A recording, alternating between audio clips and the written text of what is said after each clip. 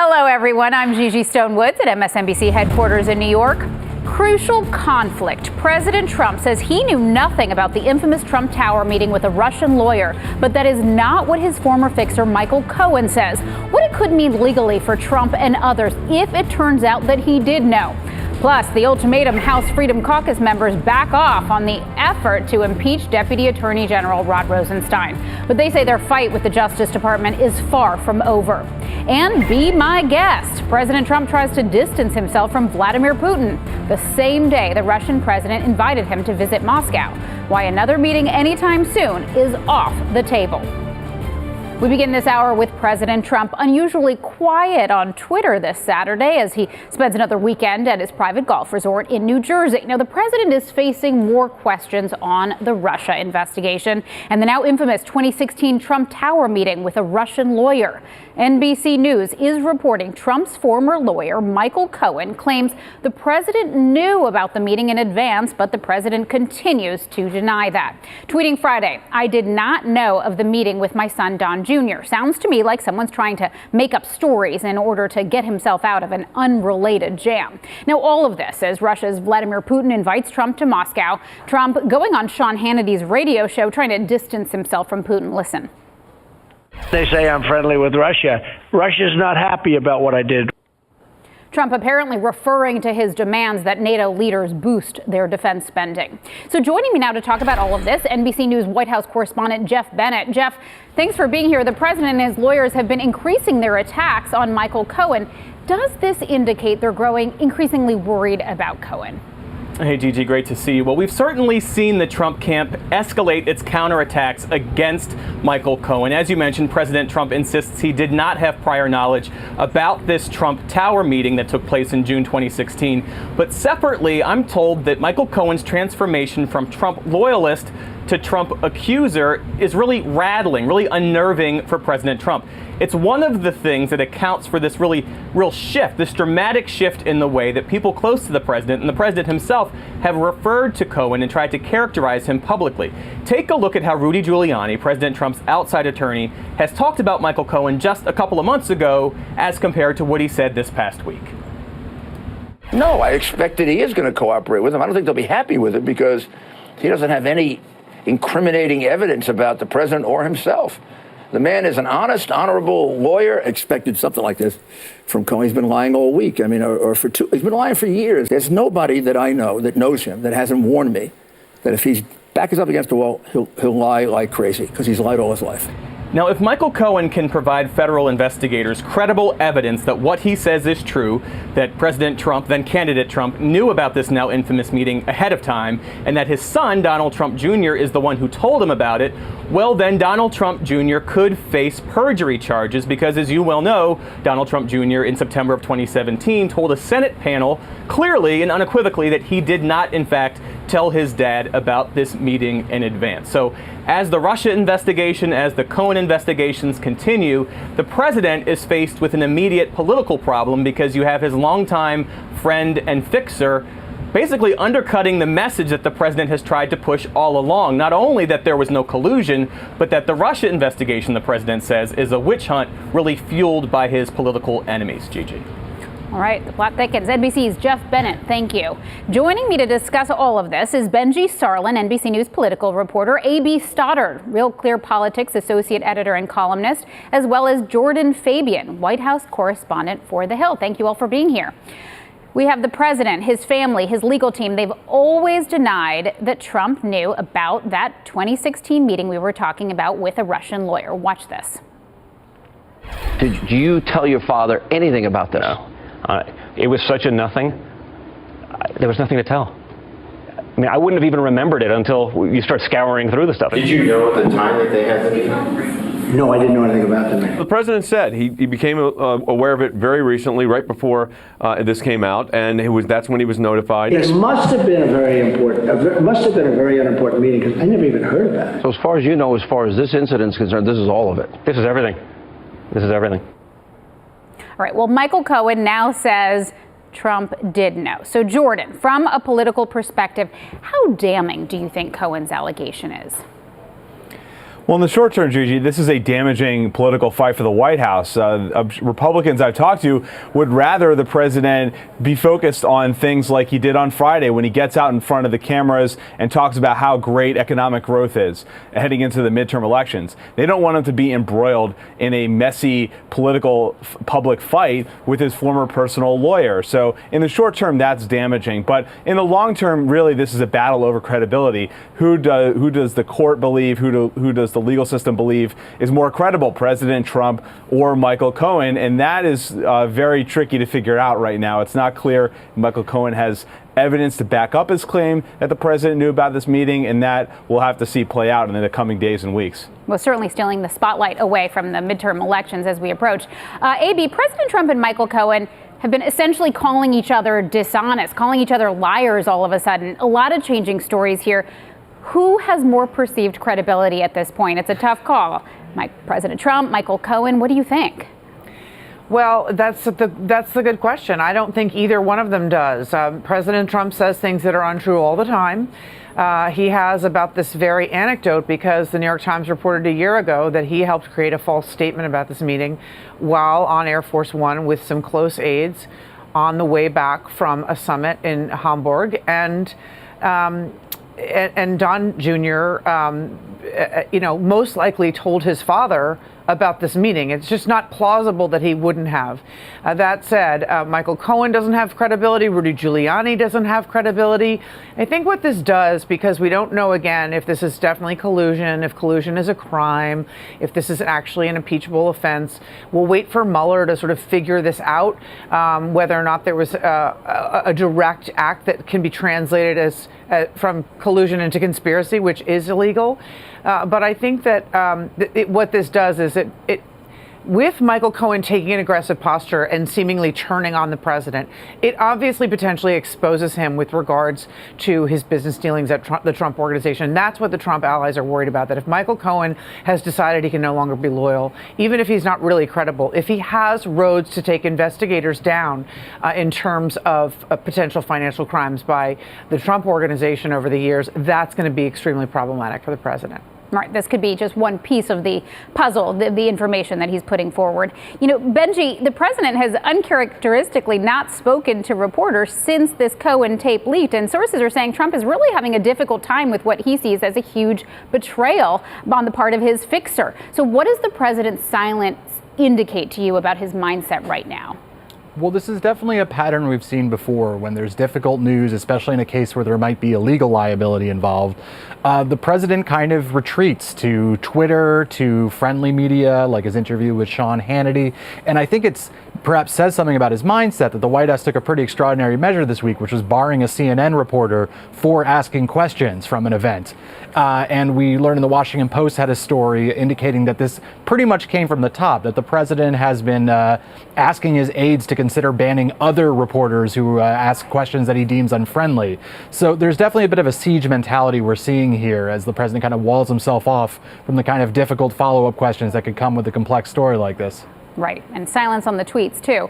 Now, following Cohen's accusation, Democrats are really ramping up accusations that Trump colluded with Russia, of course. So watch what House Intelligence Committee member, Democratic Congressman Eric Swalwell said on the Rachel Maddow Show last night. It's not about what Donald Trump did with that meeting. I think what is significant is what he did not do. If he knew that the meeting was to take place, he did not tell his son to cancel the meeting. He did not tell the FBI about the meeting. And if anything, he further encouraged and emboldened the Russians to hack, because he went out just about a month and a half after the meeting and said, Russia, if you're listening, which was 2 years ago from today, as you pointed out, you would be rewarded for hacking Hillary Clinton's emails. Right. It's a really interesting timeline that definitely gives us more of a picture of this mosaic. What do you make of Congressman Swalwell's comments, Benji? Well, you really see this defense that Trump has laid out is rests very much on him not knowing about this meeting. Because, in fact, one of his own talking points has been, well, why didn't the Obama administration do more to publicize this Russia threat? Why didn't they do more to stop it? Well, if you knew that Russia was actively trying to help your campaign by peddling dirt, or at least someone was claiming to do it on their behalf, why didn't you do more? Why didn't you go to the FBI? So you see the kind of rabbit hole this leads into here, where the White House really can't sustain some of these earlier defenses if it becomes clear that President Trump, in fact, was aware of this meeting. And then we have this almost comical reversal from Giuliani. Jordan, what do you make of Giuliani pivoting from calling Cohen honest and honorable and then saying he's lied all his life shortly thereafter? Well, it's a very damaging shift from a legal standpoint. Rudy Giuliani is going to ostensibly have to bring this up in court at some point, and the fact that he's completely changed his tone on somebody who could be a key witness in this case is really not good for his credibility. And he really, I've talked to some legal experts in reporting this out the last few days. They were making the case that he should not have taken such a definitive tone on Michael Cohen to begin with. He really should not. He should step back from the public position he's taken. That being said, the strategy from the Trump legal team seems to be to fight this out in the court of public opinion, and that's what Rudy Giuliani has been doing over the past few weeks. Again, from the legal standpoint, that might not be the best strategy, but that is the political strategy the president has insisted upon. Okay, and Abby, before we close, I do want to talk about this coziness with Russia. The White House saying Trump is open to visiting the Kremlin after receiving the surprise invite from Putin. And it's really just been such a confusing and shocking relationship, especially since the Helsinki summit. Where do things stand between the two leaders, in your opinion? Well, it's very interesting to concerned Republicans and alarmed Democrats and national security experts throughout the government and outside of government that it took days for us to learn from the president of the Russian Federation that they had discussed potentially President Trump going to Moscow. Now, it's one thing, the only thing worse than Vladimir Putin coming to the White House, where you heard congressional leaders in the president's party say he would not be welcome in the Congress. So that would be quite a frosty visit in Washington. But the only thing worse is for President Trump to go to Moscow. That's not in the best interest of this country. They can keep talking at G20 meetings or get together in some way, but on neutral ground. But no, it's not a good idea for the president to go to Moscow. So if you're looking at sort of the next couple weeks and months and the midterm elections coming up, I think you're going to see continued pushback from congressional Republicans who really want this whole idea to go away. But just shocking that we just found out about it days after more than a week after the 2-hour meeting that no one knows anything about between Presidents Trump and Putin. Right. Not in the best interest of national security. Probably best that it's been postponed. Benji Sarlin, A.B. Stoddard, Jordan Fabian, thank you for sharing your insight.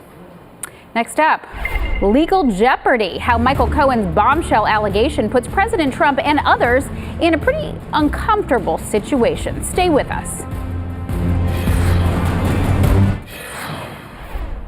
There is a new key figure in President Trump's legal battles. As Bloomberg News reports, Alan Weisselberg is a much bigger fish than Michael Cohen because he knows far more than Cohen. The Wall Street Journal reporting Weisselberg has been subpoenaed to testify before a federal grand jury in Cohen's criminal probe.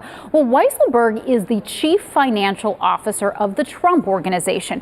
He was prominently mentioned in Cohen's secret audio tape regarding a possible hush money payment to former Playboy model Karen McDougal. Listen.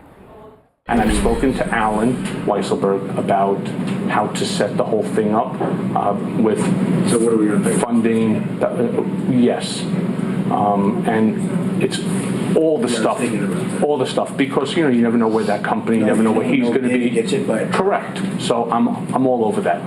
And I spoke to Alan about it when it comes time for the financing, which will be. Listen, what financing? We'll have to pay you. So I'll pay the kid. No. No. That tape was released to CNN earlier this week by Cohen's attorney, Lanny Davis, which sparked new questions on whether Trump may have broken campaign finance laws. So joining me now to talk about this is David Priest, a former CIA officer, as well as Barbara McQuaid, former U.S. attorney and an MSNBC contributor. Thank you both for being here. Starting with you, Barbara. By a number of accounts, Weisselberg has a lot of answers. This is a pretty big deal. What do you think the significance is of his subpoena, and what are federal investigators looking for here?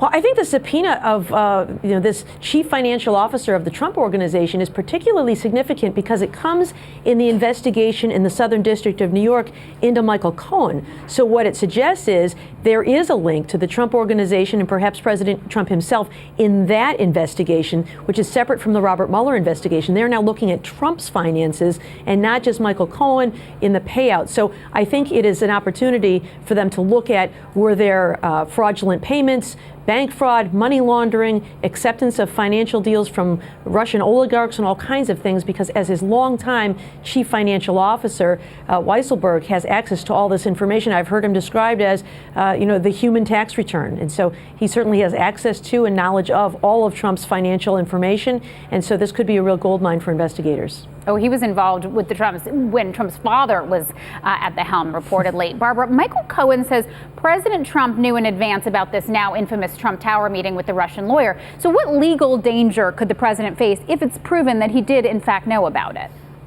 Well, certainly other facts are going to matter to find out context and other things, but it suggests that the possibility that President Trump could find himself facing conspiracy charges if they're able to prove that there was an agreement between Russians to do a number of things. We've already seen the indictment against Russians to defraud the United States out of fair administration of elections, and so if there was an agreement to participate in that, President Trump could be added to such an indictment. There could be charges for violating the Computer Fraud and Abuse Act, as has been alleged in the other indictment against Russians. And certainly there's also concern, I think, here about some sort of obstruction of justice. We have Donald Trump Jr. saying to Congress that he didn't know about it. President Trump has made many statements in the past saying he didn't know about it. So I don't know that this standing alone makes out a criminal case, but when you add it to all of the other things that President Trump has tried to do to divert attention from the investigation into coordination with Russians, I think this could be some powerful evidence of obstruction of justice. So a very significant development. Right, and the challenge for Mueller will really be to find that truth, that proof. David, Cohen reportedly claims several people were in the room when Trump was told about this Trump Tower meeting. So corroboration can be everything for prosecutors to make their case. How could that change things for the president if there were, in fact, other people there? Well, there are two ways it could change for the president. One is corroboration. If other people are persuaded to tell the story that does appear to be there, but you don't need the corroboration because you do also have the ability to examine what happened before and after that meeting. You have phone records, which there's no doubt in my mind that Bob Mueller had long before we were talking about this. You have all the financial transactions that the Financial Crimes and Enforcement Network processes. Bob Mueller has access to all of that information. Also, as these walls are closing in on all of these fronts, the Cohen front, many things on the Russia investigation front, what it does is it encourages more people to come forward and tell the truth and cooperate. This is a snowball effect that probably isn't going to end soon. And of course, when Donald Trump Jr. testified in front of the House Intelligence Committee, he was questioned about a block number he was in contact with while arranging the meeting. He testified he didn't know whose block number it was.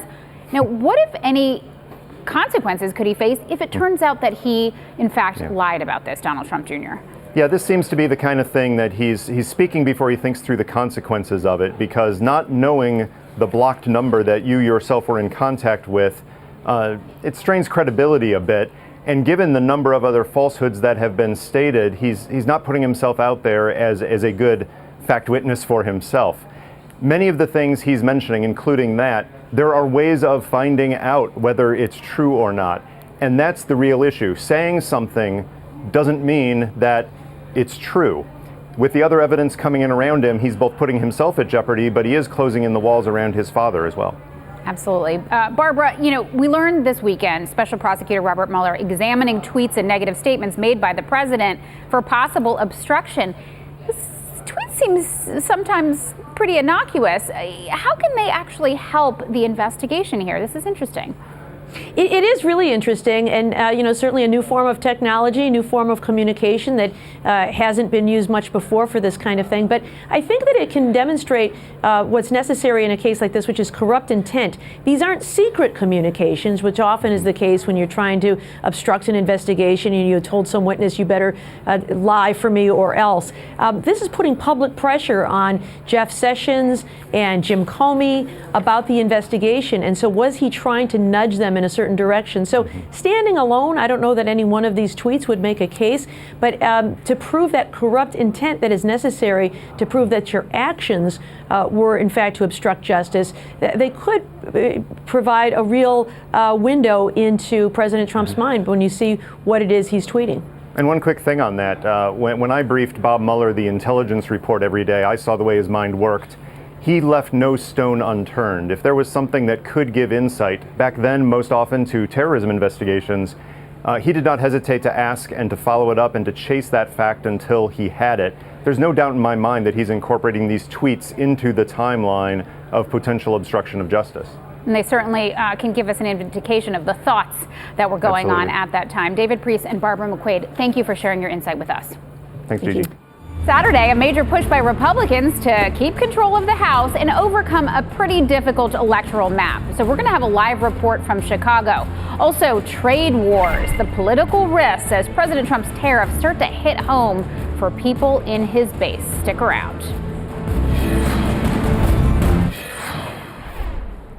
Welcome back. Republicans are sparing no expense in the fight to retain control of the House in November. Now, this weekend, a Republican super PAC is deploying thousands of volunteers across 34 districts where Republicans are running races with no incumbent. So here's a look at the math. Republicans currently have a 43-seat advantage. They're defending 42 open seats. That's significant because those are easier to flip. Democrats need to flip 23 of those seats to take control of the House. Now, MSNBC's Shaquille Brewster is watching one of those ultra-competitive races. He's in Wheaton, Illinois, the 6th district seat. It's long been held by a Republican, now rating as a toss-up by the Cook Political Report. So, Shaquille, this is a hotbed of political activity. Why is that particular seat vulnerable to a Democratic takeover? Yes, we're in a upper middle class area, and Democrats believe that if they flip this seat in November, they have a better chance of taking over the House of Representatives. And that's why these volunteers are behind me right now. They're door knocking. They're here with the Congressional Leadership Fund. It's not a campaign, it's a super PAC, and their main target is to protect the House Republican majority. They were phone banking earlier today, and they're knocking on doors, and we're in Illinois' 6th congressional district. Peter Roskam is a congressman here. He's won re-election in the past with very comfortable margins, but now he is facing a tough competitor by Sean Casten. These are tight districts, and there's districts like these all across the country. This group is trying to contact 400,000 voters today alone. This is a super Saturday push, as they call it. I spoke with Courtney Alexander when I was in their phone banking area earlier today. Listen to what she says about the voters that they're targeting. We're doing it in over 30 offices across the country. The point is just to put an emphasis on our ground game that's been going on for over a year. What kind of voters are you targeting? We're targeting voters that might need just that extra touch to go out and vote in a midterm. It's different in each congressional district. Here in Illinois, we're talking about the Great Lakes, whereas in Washington, we're talking about salmon hatcheries. In Florida, we're talking about the Everglades. And that just shows you a little bit about what these outside groups are doing and how seriously they're taking the midterm elections. Remember, this is not a campaign. It looks like a campaign operation. This is a super PAC. They can raise and spend unlimited amounts of money and to go out and do these field operations, raise TV ads, or play TV ads and hand out mailers as they're doing now. Operations like these are happening all across the country, just about 100 days away from the midterm elections. Yeah, it's really an illustrative microcosm as we head towards those midterms. MSNBC's Shaquille Brewster, thank you for that report. Republicans in the Midwest could face a backlash to President Trump's trade policies. The president faced some pretty angry protesters this week in Illinois and Iowa while trying to sell his tariffs there. So today, Agriculture Secretary Sonny Perdue told this to Reuters. Farmers will receive money from the $12 billion aid package as soon as September. Now, that money is designed to help farmers affected by the administration's aggressive tariff policies. The president could already be paying a price politically. New NBC News and Marist polling is showing that Trump is losing support in the Midwest. His job approval in Michigan, Minnesota, Wisconsin, it's now in the 30s. So even fewer of those people polled says he deserves to be reelected. Now, as you remember, Trump won Wisconsin and Michigan by pretty slim margins. So joining me now to talk about all of this is former Agriculture Secretary under President Obama and former Iowa Governor Tom Vilsack. He is now President and CEO of the U.S. Dairy Export Council. Thank you so much for joining us. Great to be with you. How hard are these tariffs hitting farmers from what you can see? Is this bailout helping them? It doesn't seem to be what they want. Well, first of all, farmers want markets. They don't want aid. They want to be able to earn money the right way, the way that they're used to earning. Very dependent on export markets. Soybeans are down 20%. Hog prices have plummeted. Sales have been stopped in China for all intents and purposes. And we're really dealing with the loss of hundreds of millions of dollars of income. In the dairy industry alone, a $1.8 billion loss over the last several weeks. So it's a fairly significant opportunity and challenge that farmers face because of these tariffs. Markets that were open, markets that had momentum, are now being shut off. Right, and just to explain this better, China really buys most of the U.S.'s soybeans, which are now being supplied perhaps by Brazil and other countries that have been ramping up production, and that's been really hurting the U.S. Well, the reality is that essentially the retaliatory tariffs that China has imposed increases the cost of our soybeans to Chinese purchasers, and so as a result, they're not competitive. They're not competitively priced. And that makes it easier for South American soybeans to be sold into China, closing that market. The same thing is true with dairy. Mexico is our #1 market for cheese. Our cheese used to be very, very financially advantageous to the Mexicans because of NAFTA. The retaliatory tariffs assessed by Mexico now makes it less financially attractive for the Mexicans to purchase the cheese from the United States. We still have a logistical advantage, but at the end of the day, the tariffs have made it difficult for us to make the financial case. We have these tariff issues with Europe as well. Trump and the EU president dialing down trade tensions this week. The EU made some concessions depending on who you ask. Is Trump right on his stance that farmers are getting a raw deal from previous U.S. trade policies, in your opinion? Well, it's interesting because we had, during the Obama administration, the highest farm income in the history of U.S. agriculture. We had the highest export numbers in the history of U.S. agriculture. So it's difficult to make the case that the trade issues directly affect negatively the farm community. Farmers benefit from exports. We happen to be sort of on the front lines, the casualties, if you will, of this trade war, which is, I think, why the president and his team put together this aid package. Obviously, politically advantageous prior to the president's visit to the Midwest and prior to the November elections. Farmers certainly acknowledge that they need help, but frankly what they would like to see is NAFTA renegotiated as quickly as possible and this Chinese situation resolved as quickly as possible. Now, it's a complicated issue by all accounts. There are questions, though, about whether the president himself fully understands the complexity of some of these trade issues. Trump tweeted, "Tariffs are the greatest. Either a country which has treated the U.S. unfairly on trade negotiates a fair deal, or it gets hit with tariffs. It's as simple as that, and everybody's talking. Remember, we're the piggy bank that's being robbed. All will be great." So during Trump's meeting with the European Commission president this week, the Wall Street Journal reports the EU leader used more than a dozen colorful cue cards with simplified explainers to better explain his trade pitch to Trump. How do you assess Trump's approach to trade? How does it compare to President Obama, of course, which you were such a big part of? Well, I think President Obama took the view that we benefit from global trade as a nation, that we create relationships and friendships with other nations that make us a more secure nation. I think President Obama understood that in agriculture in particular, we had an advantage. Certainly there are issues with reference to China.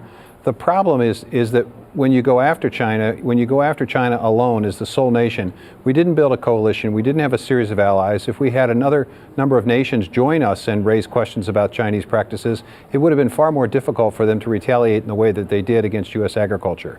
The problem isn't so much that they're raising questions about China, it's essentially how they've approached it by going it alone, we put really a bullseye, if you will, on U.S. agriculture, and U.S. agriculture is paying a steep price. The problem with the bailout is that it provides some additional help now, but it doesn't necessarily guarantee that we'll get markets back that we lose as a result of these tariffs over time. So this is a very difficult situation for farmers. They are very anxious about this and very concerned. All right, trade not aid. That is what the farmers are saying.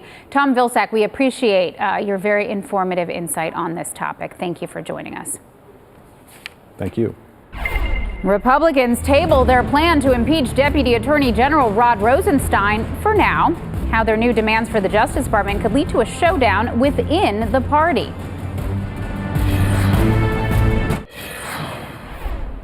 Welcome back. The push to impeach Deputy Attorney General Rod Rosenstein is on hold for now. Now, Rosenstein oversees the Mueller investigation. He's under fire by conservative Freedom Caucus members. They claim that he's stonewalling their request for documents related to the FBI's handling of Hillary Clinton's emails and the agency's use of FISA warrants. Well, Congressman Mark Meadows is leading this fight against Rosenstein. Now, he says he will give the Justice Department more time, but he's promising he'll take action if his demands are not met. One of two things will happen is we'll either get the documents that we're entitled to and that the American people are entitled to, or there will be some type of action the first week back in September. Now, Democrats have criticized the move. They say it's an effort to undermine Mueller's investigation. Joining me now is Republican political consultant Michael Singleton and Democratic strategist Adrian Elrod to break this down.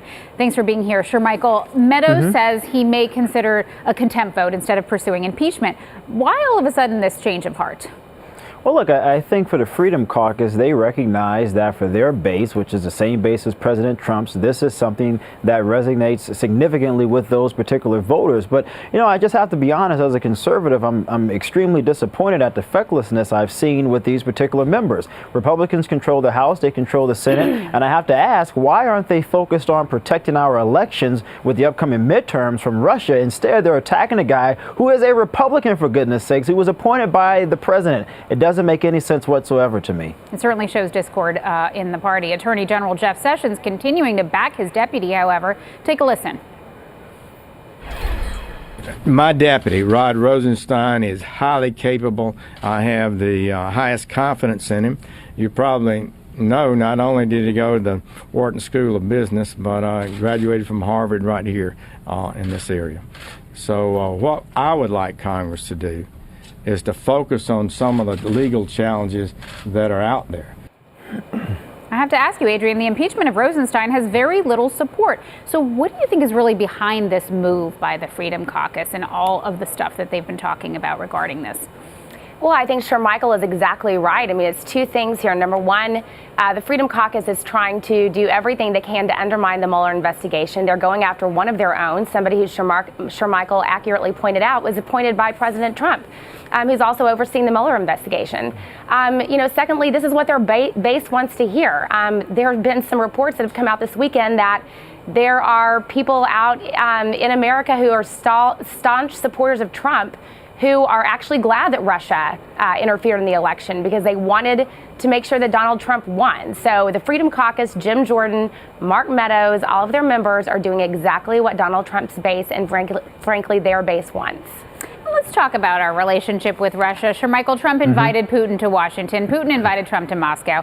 National Security Advisor John Bolton says the summit is being put off until next year when the, quote, Russia witch hunt is over. So is it clear that the Mueller investigation is going to be over, and when? And what do you think the postponement of this meeting possibly indicates? Well, one, I don't think any of us really has an idea of how far Special Counsel Mueller is in the investigation, and I think more than likely, knowing him, he will probably wait until after midterms because he doesn't want to impact the election whatsoever, and I respect him for doing so. As it relates to Russia and Putin, I have no idea what the administration is attempting to do here. There isn't a coherent strategy. I don't see how inviting Putin to the White House benefits the United States whatsoever. There is a lack of fortitude fortitude coming from the president. And by fortitude, I mean in the classical sense. There's a lack of courage and there's a lack of magnanimity that I think we have expected with all of our presidents of the past. And for some odd reason, Republicans, a party that respects tradition, that respects norms, have seemed to sort of thrown all of those things out of the door. And for what? It's not going to benefit us in the long run. So again, I would say I don't know what the president seeks to gain out of this, but I don't think it's going to benefit the country or our allies in the long run. Odd certainly seems like an apt word to describe the relationship with Russia.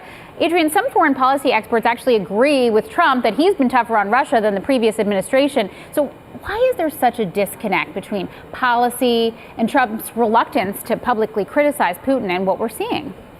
Well, I mean, I'm not sure who those experts are or what their credibility is, because it's absolutely not true. If anything, Donald Trump is, buddied up to our biggest adversaries out there, North Korea, Russia, China to an extent, and at the expense of our Democratic allies. He's essentially alienated some of our closest allies, Canada and UK, to put at the top of the list.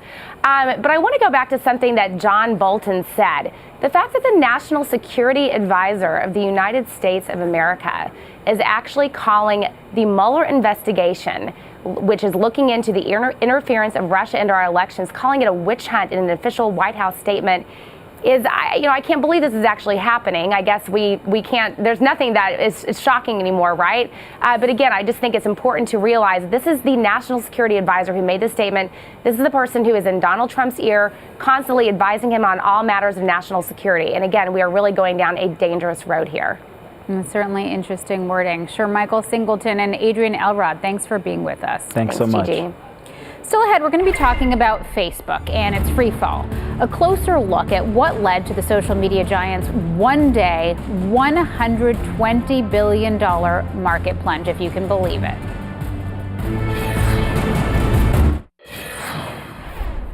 Welcome back. Rocked by scandal this year, Facebook now dealing with the aftermath of its worst week ever in history. The social network Thursday lost nearly $120 billion in the largest one-day drop ever in Wall Street. To put that in perspective, in one day, Facebook lost roughly the entire market capital of McDonald's, give or take a few billion. So founder Mark Zuckerberg himself lost $17 billion in that sell-off, and the company blamed slow growth in the aftermath of that whole Cambridge Analytica controversy.